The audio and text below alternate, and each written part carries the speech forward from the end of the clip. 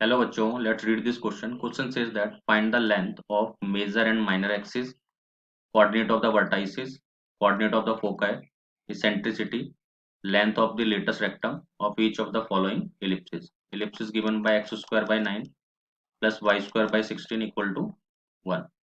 So first of all write key concept. So key concept is identify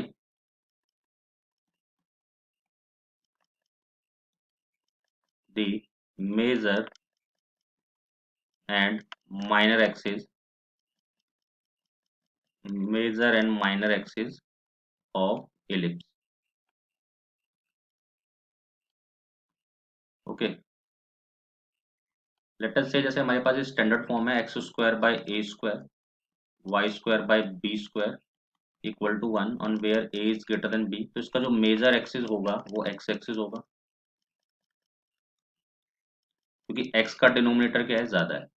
similarly अगर आपके पास X square by B square है और Y square by A square equal to 1 और A greater than है B से, तो इसका मेजर एक्सिस जो होगा वो वाई एक्सिस होगा।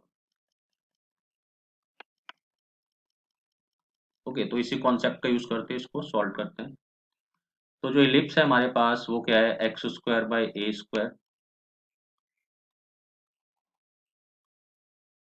X square by A square Y square by B square. एक मिनट। Okay, so X square by 9 Y square by 16 equal to 1। Okay, अब इस इलिप्स को हम कंपेयर कर देते हैं स्टैंडर्ड फॉर्म से। तो x square by B square Y square by A square equal to 1।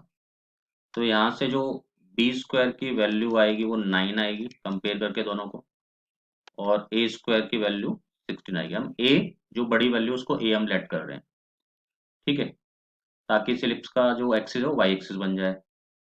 अब देखो, यहाँ से b की वैल्यू क्या आई, 3 आई, और a की वैल्यू क्या आई, 4 आई। अब यहाँ से हम c डिफाइन कर रहे हैं, तो सी स्क्वायर होगा A square minus B square ellipse के लिए, वेयर c इज a। तो सी स्क्वायर ए स्क्वायर यानी कि 16, बी स्क्वायर यानी कि 9। तो सी स्क्वायर कितना आ जाएगा, 16 माइनस 9 7, मीन्स ये आ जाएगा हमारा √7 आ जाएगा। ठीक है, ओके, अब हम एक डायग्राम बना लेते हैं इसके लिए। ओके, तो हमने डायग्राम बना लिया, ये एक्स एक्सिस है, ये वाई एक्सिस है। ठीक है, इसका जो एलिप्स का जो एक्सिस है वो वाई एक्सिस है, और उसका मेजर एक्सिस भी क्या है, वाई एक्सिस है, माइनर एक्सिस एक्स एक्सिस है।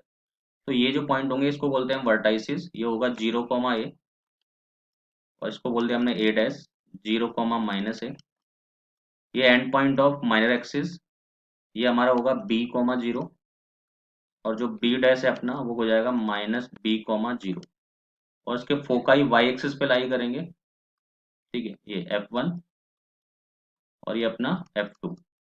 तो f1 इज नथिंग बट 0, ए, या फिर सी भी बोल सकते हैं हमसे, और ये 0, -ए। ठीक है, अब हम करते हैं सॉल्व।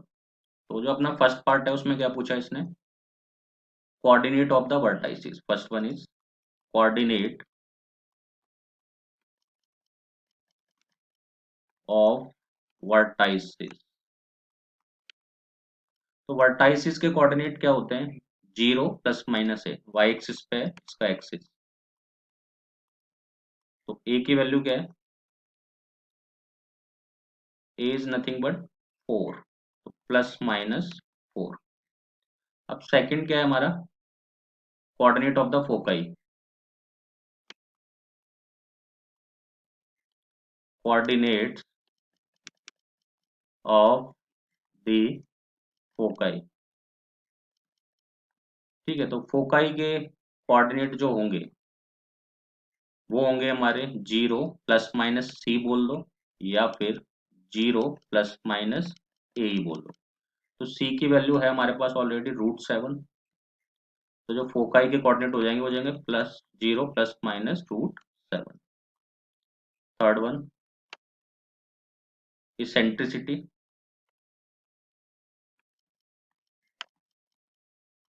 ठीक है, सेंट्रिसिटी क्या होता है ई, और ई किसके इक्वल होता है सी बाय ए के, तो सी की वैल्यू √7, ए की वैल्यू 4 और ये लेस देन क्या है 1 है, ये eccentricity of ellipse always less than 1। ठीक है, next one is length of latus rectum, length of latus rectum. तो लेटस रेक्टम की जो लेंथ होती है वो होती है 2b² बाय ए, बी की वैल्यू क्या अपनी 9 है, बी 3 है, b² 9 हो जाएगा और अपॉन ए कितना है 4 है, तो ये 9/2 हो जाएगा। ठीक है, अभी क्लास रह गया length of major and minor axis. तो नेक्स्ट वन जो भी है fifth, length of major axis, तो वो कितना है 2a, तो 2 × 4 दैट इज 8। इसके बाद length of minor axis,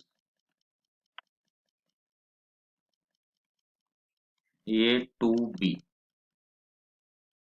2 × 3 that is 6। Okay, तो हमने सारी वैल्यू फाइंड कर दी, length of major and minor axis, coordinate of the vertices, coordinate of the foci, eccentricity, length of डेटा rectum. I hope you understood the question well. Best of luck.